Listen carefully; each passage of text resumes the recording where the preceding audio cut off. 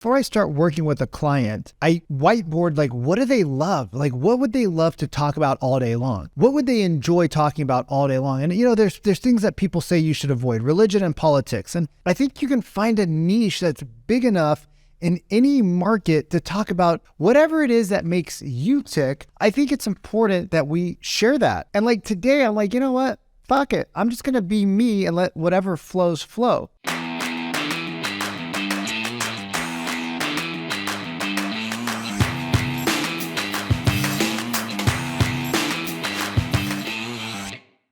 What's up? Welcome back. My name is Vikram Deol, and I'm going to drink can't show that. Only reason I drink this coffee is because it's the only coffee that's decaf. And my espresso machine that I bought out here in Medellin, Colombia. You're going to check this out, all right? I bought an espresso machine. It was like $60, right? But, I thought that was like a good price out here. My assistant looked at me. She's like, how much was your espresso machine? I was like, $60. I mean, it's just me drinking it. It's not like I need anything fancy. And when I leave here, I'm going to end up giving it away to somebody. So like, why do I need like a $300 espresso machine? That'll make no sense. And she looks at me, she's like, that was cheap. Well, check this out. Our espresso machine, somehow or the other, sucked the milk and coffee up back into the machine. And now the water's coming out all grimy and dirty. And I was like, well, that was a bummer. I was like, do you think I can return it? She's like, oh, they don't take things back here in Colombia. So I was like, great. Now I'm down $60 and I don't have an espresso machine and I got to buy another brand of coffee that I don't love instead of drinking my good coffee at home. It's a shame. It's a shame. Anyways, yes, I was consuming some content and I curate my content. I only listen to a couple of people and I was listening to Alex Hormozi. I think Alex Hormozi is a really cool, genuine dude.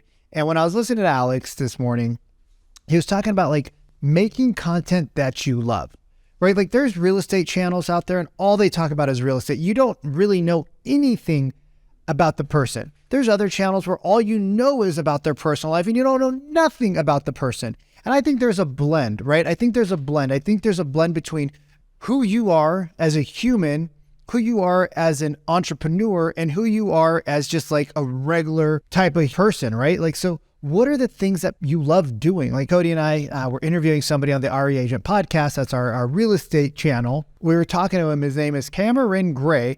Super cool dude. He has a media company called Gray Media. You guys should totally check him out if you're really, really looking to go deep into media.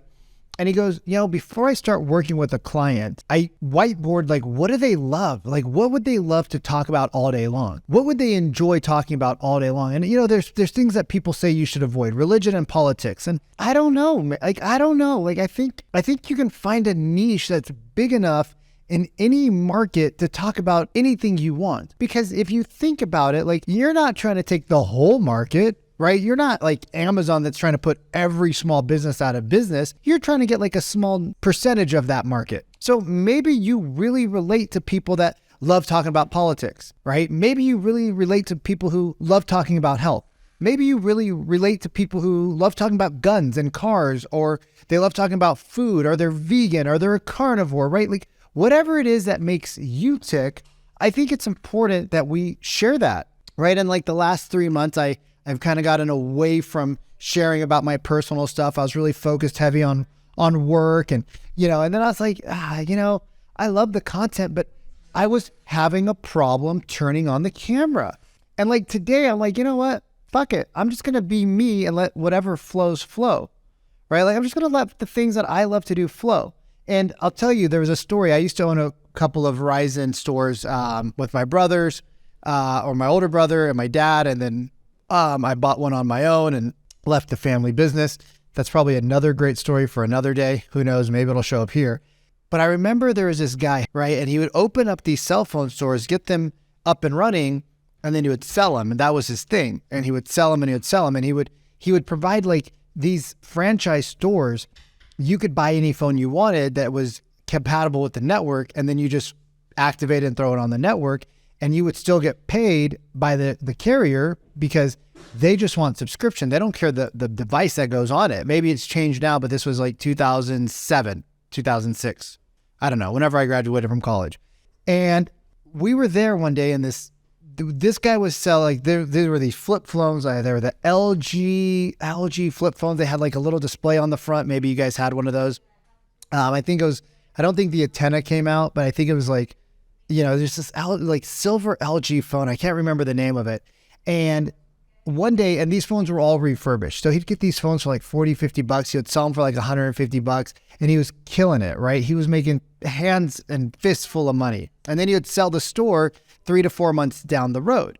So he was just crushing it and making all this money. And one day him and I got along. We both smoked weed. We both like to drink. We both like to work hard. We both like entrepreneurial, right? And we both like to bullshit.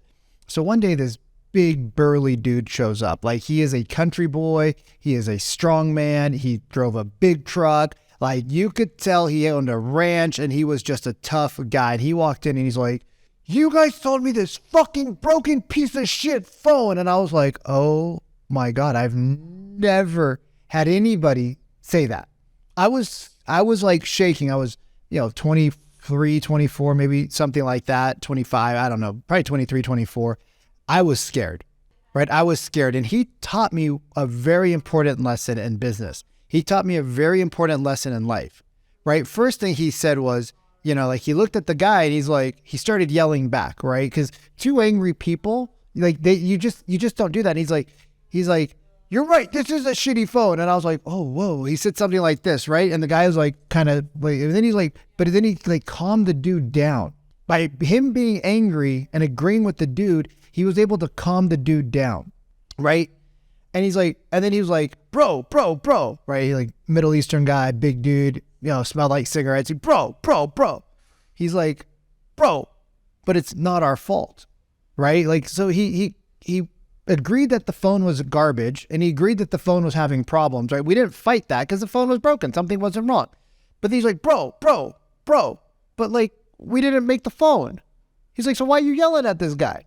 Right? Like I had a couple incidents where his clients came in pissed off because they bought a shitty phone from him. And he was always hanging out with me. Like for 6 months, he was hanging out with me. I think he ended up having sex with my ex-girlfriend too. I'm not quite sure, but things got really weird between us. But anyways, that's another story that we digress on. And while we're there, right? And this guy's like, bro. And the guy's like, yeah. He's like, bro. And they're both like super loud, right? I'm like, I need to go find a police officer. Like somebody's going to get killed in here. He's like, bro, it's not his fault. He just started working here. He's like, why are you mad at him? And even though my friend owned the store, he wasn't the one who actually sold him this phone at the time. So the guy didn't know who he was. He's like, it's not his fault. Bro, it's not his fault. And the guy looked at me and he's like, I'm like this little kid, like looking at this big, like 6'2" man, like freaking out, like pissing my pants. And he's like, it's not his fault. Right. So he agreed with him that the phone was garbage. Right. He agreed with him that the phone had problems. He agreed with him that there was something there. But then he also was able to get the guy to, right. They met each other where they were at. Like he agreed that there was a problem, that the phone was garbage. Right. And then he calmed the guy down and he's like, it's not, he didn't build the phone. He didn't say it's not his fault. He's like, bro, he didn't make the phone. Why are you yelling at him? And the guy was like, oh shit. Like, yo, dude, my bad. He's like, yo, my bad. Right? My bad. And he calmed down. And when he calmed down, right, the moment he calmed down, we were able to help him. It was a minor issue with the phone. It's always something small, right? It's always something small. But like, I remember that moment where like they were yelling at each other and it was scary. Like they were like, these are two dudes. Like I know my buddy liked to fight. Like he loved fighting. He would tell me stories about him getting into fist fights like not that long ago. And I know that this dude would not be scared to hit somebody square in the jaw, right? Like this dude was like, I will fuck you guys up, right? Like that was the attitude that he came in with. But because he met him at the same place, he was able to de-escalate it. And then he said, dude, we didn't build the phone, but if you want our help, like, let's just talk to each other and figure out the problem. Like, let's not come and scream at, and it was like a huge life lesson. I don't know if the other dude took home a life lesson, but I took home a life lesson is that when you can learn to de-escalate people, right, there is so much power in learning to de-escalate situations, right? If you're selling real estate is a very complicated, long, drawn-out process where you have two agents that typically have highly inflated egos. You have a seller and a buyer who think that you guys are like, the realtors are just there to make money, right? And then you have, so you have emotions left and right. And then you have like a title company, an escrow company, typically a lending company, right? And you have an inspector that's got to do his job, and you have appraisers. And there's just all these opportunities for the deal to go south or for the love to be lost. And if you start yelling and screaming at each other and you don't know how to de-escalate the situation, and there are times where the agents, I've been in this situation where the other agent is just yelling at us. And the first thing you got to do is you got to validate and acknowledge that they're there, right? You got to acknowledge that they have a problem. I remember this one deal that we had. This other agent came to my open house with the buyer, and she put her card, right? This Asian lady, she put her card in it's a huge house with lots of, this is in Seattle. We had a lot of investors from China coming over. So this particular house was very attractive in its location, its style to the ethnic market, to the Chinese, national.